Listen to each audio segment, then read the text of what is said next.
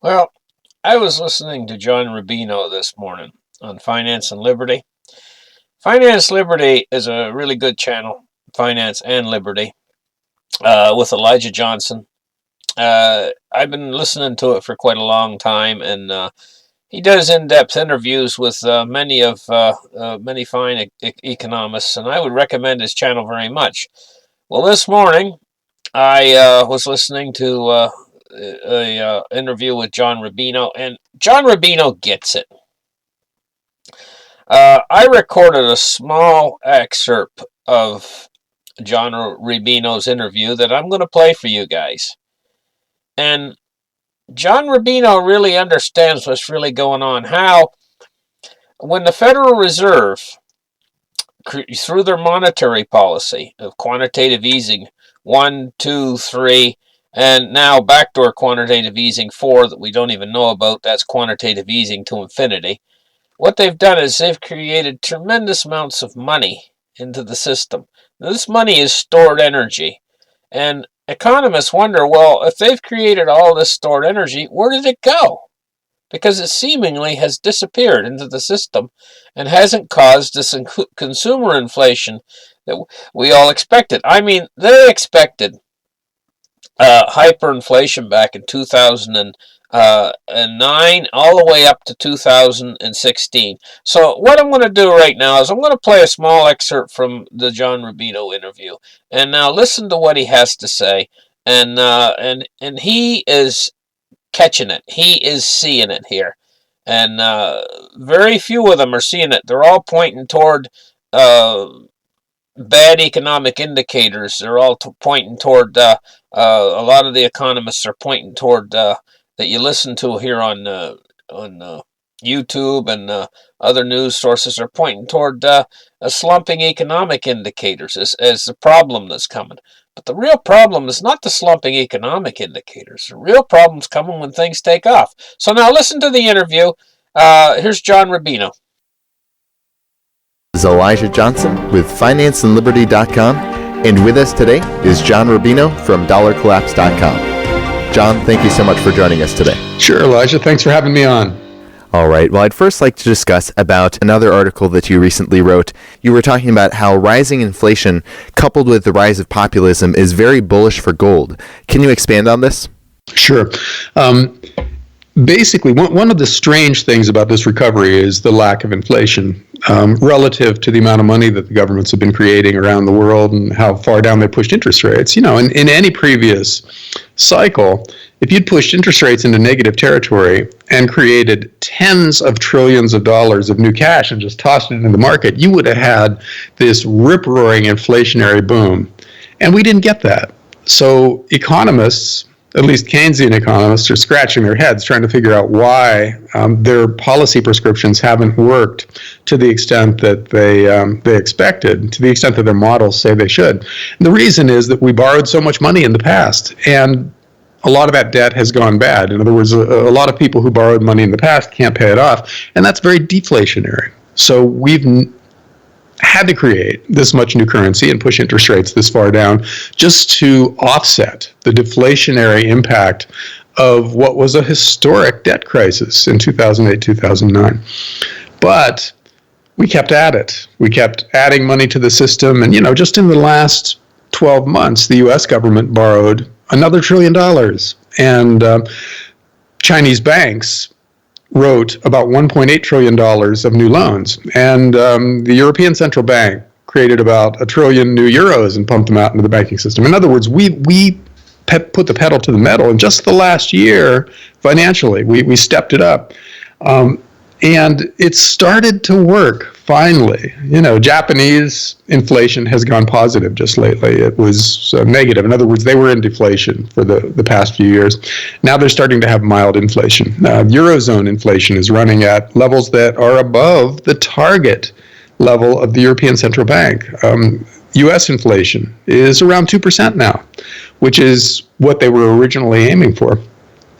So we've got price instability now all of a sudden, where we used to have over the past few years, basically prices not changing, which is a disaster for an over-leveraged society. Now we've got prices starting to rise again.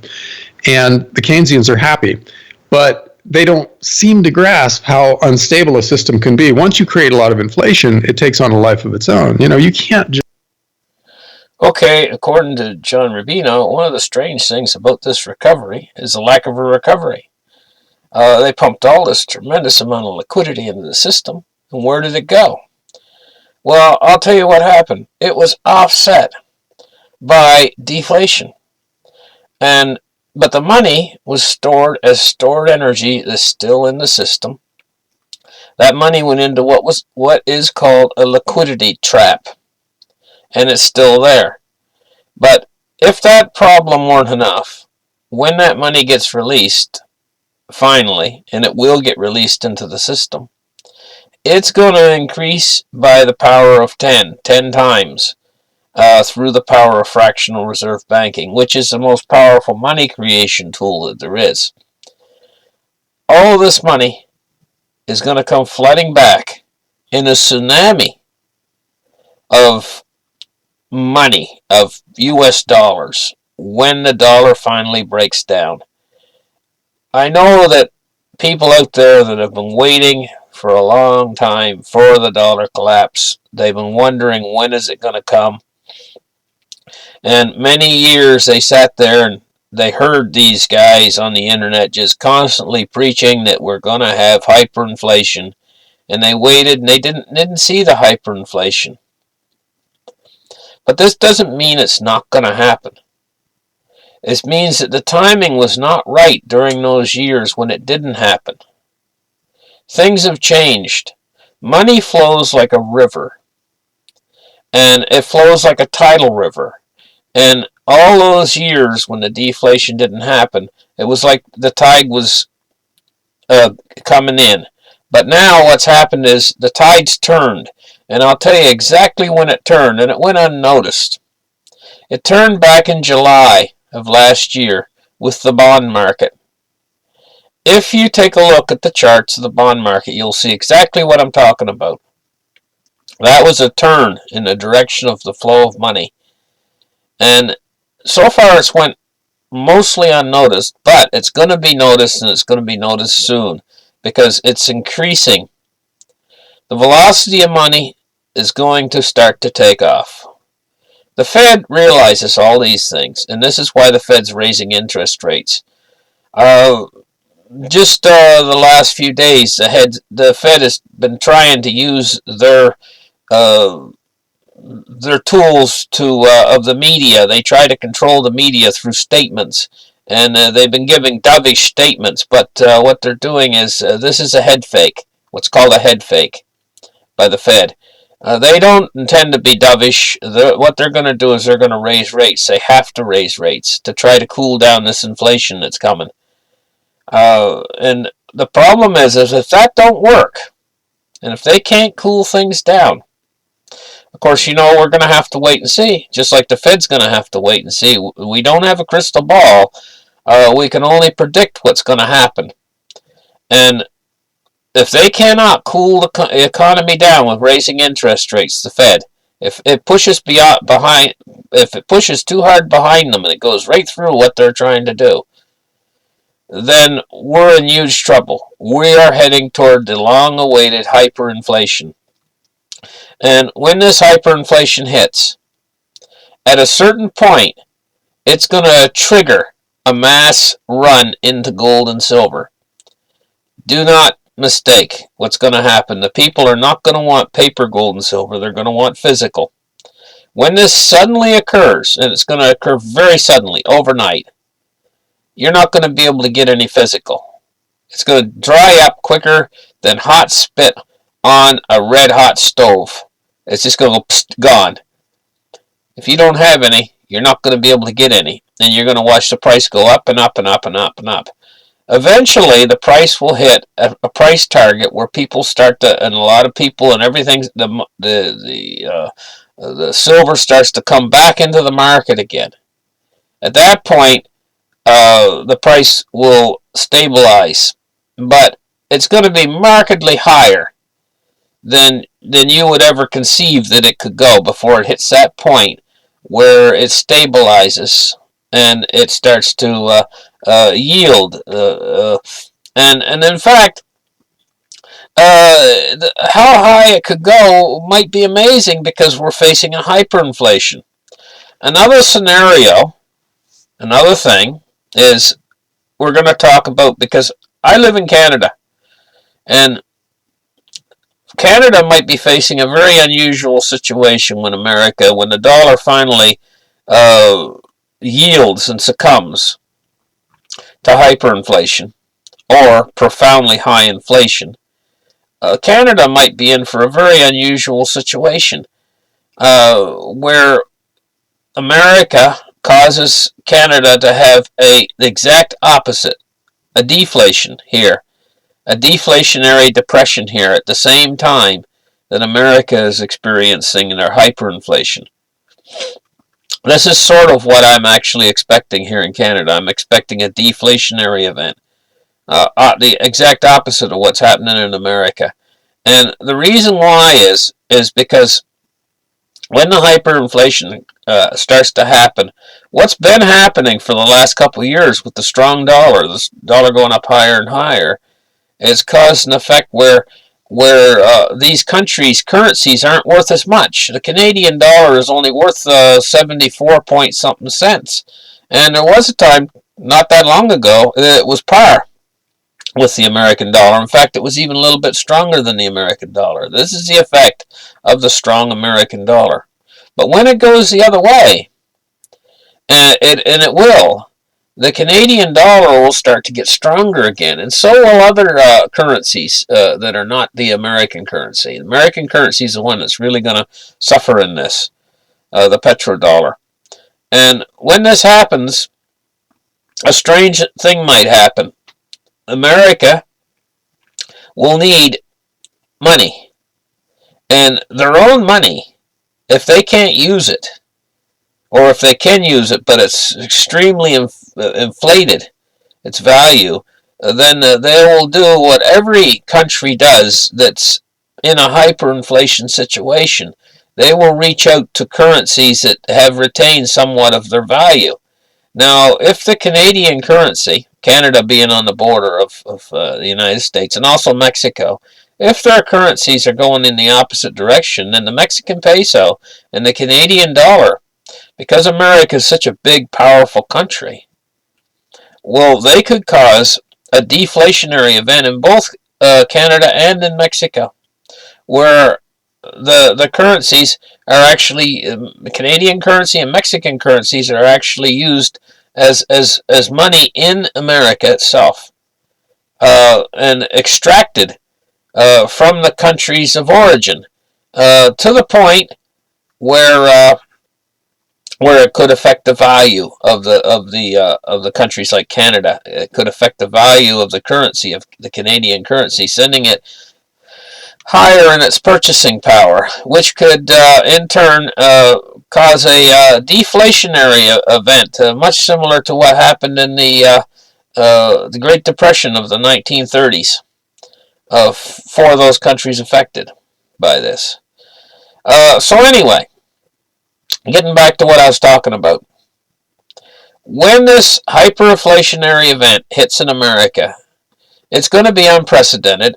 I do not believe that it's going to completely shut America down to the point where you have a Mad Max world.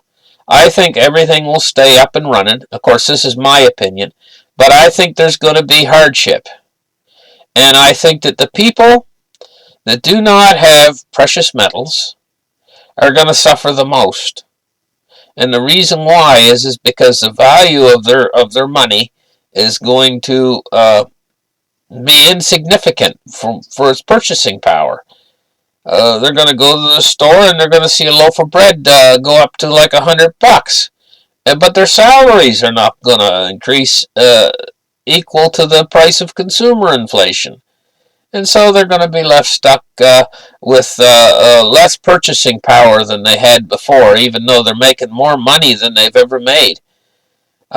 Savers are going to be completely destroyed.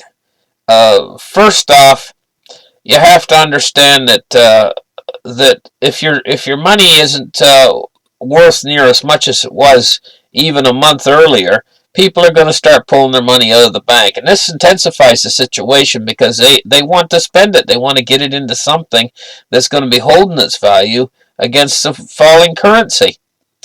And so people are going to be trying to buy, if they can't get gold and silver, if they can't even they're going to be trying to find something that they can lock their money into, and it's going to raise prices of everything all the way across the board.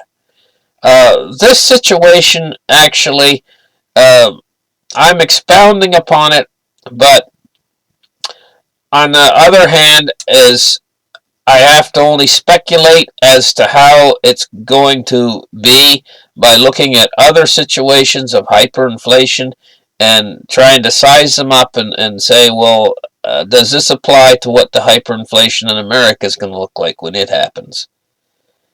Cases like Zimbabwe, cases like the Weimar Republic, other countries like Romania, and there's been numerous cases. Take a look at what happened in these countries, like Venezuela is undergoing it right now. And what does it look like to the man on the street? And how is this going to play out when this happens in America? And so there's an awful lot of variables here.